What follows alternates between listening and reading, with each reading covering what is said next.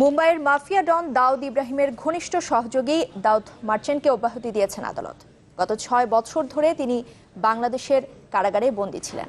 ভারতীয় music company টি সিরিজের মালিক গুলশান কুমার হত্যা মামলায় যাবজ্জীবন সাজা পাওয়ার পর বাংলাদেশে পালিয়ে আসেন দাউদ মার্চেন্ট। তাকে ৫৪ ধারায় গ্রেফতার এবং রিমান্ডে নেওয়া হলেও পরে পুলিশ আদালতে যে প্রতিবেদন দেয় সেখানে বলা হয় যে দাউদ মার্চেন্টের বিরুদ্ধে অপরাধ খুঁজে পাওয়া যায়নি। আমাদের সহকর্মী মাসুদুর রহমানের রিপোর্ট। দাউদ মার্চেন্ট মুম্বাইয়ের মাফিয়া ডন দাউদ ইব্রাহিমের ঘনিষ্ঠ সহযোগী। মুম্বাইয়ের এই শীর্ষ সন্ত্রাসী আব্দুর রউফ ওরফে দাউদ মার্চেন্ট ভারতীয় সঙ্গীত পরিচালক গুলশান কুমার হত্যাকাণ্ডের যাবজ্জীবন সাজাপ্রাপ্ত আসামি। মায়ের অসুস্থতার কথা বলে প্যারোলে ভারতীয় কারাগার থেকে মুক্তি পান ২০০৯ সালে। এরপর পালিয়ে আসেন বাংলাদেশে।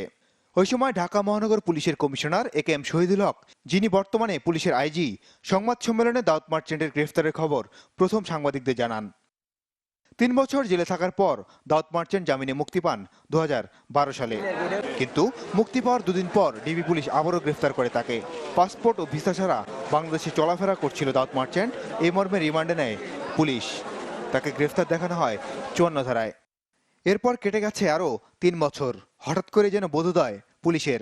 মুখ্য মহানগর হাকিমের কাছে লেখা চিঠিতেই তা স্পষ্ট, যেখানে পুলিশের আর্জি দাউদ মার্চেন্টের বিরুদ্ধে তদন্ত করে অপরাধের কোনো প্রমাণ পায়নি পুলিশ। সে অব্যাহতি আবেদনের শুনানি শেষে আদালত দাউদ মার্চেন্টের মুক্তির আদেশ দিলেন। সাবেক আইনমন্ত্রী ব্যারিস্টার শফিক আহমেদ বলছেন, ফৌজদারি কার্যবিধির প্রচলিত নিয়ম ভেঙেই এই আবেদন করেছে পুলিশ।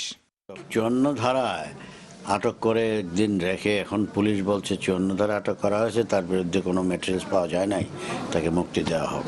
৫৪ ধারায় যদি কাউকে গ্রেফতার করে তাহলে আইনের বিধান হলো যে ১ মাস পর্যন্ত রাখা যাবে। এখন প্রশ্ন হলো ১ মাস পরে এটা আদালতের নজরে আনার জন্য যদি যাকে গ্রেফতার করা হলো তার আইনজীবী থাকে, তাহলে সে তার নজরে আনবে যে ১ মাস হয়ে গেছে, পুলিশ এখন পর্যন্ত কোনো মামলা দায়ের করতে পারে নাই, কাজে এই আসামিকে মুক্তি দেওয়া হোক। ২০০৯ সালে গ্রেফতার হলেও এখন পর্যন্ত ভারতীয় শীর্ষ এই সন্ত্রাসীর বিরুদ্ধে অবৈধ অনুপ্রবেশের কোনো মামলা করেনি পুলিশ। বরং গ্রেফতারের ২ বছর পর ৫৪ ধারার আসামিকে অব্যাহতি দেওয়ার আবেদনটিকে তিনি দেখছেন আইনের পরিপন্থী হিসেবে।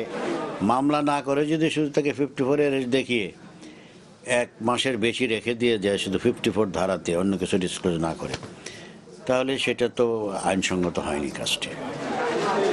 মাসুদুর রহমান, চ্যানেল 24, ঢাকা।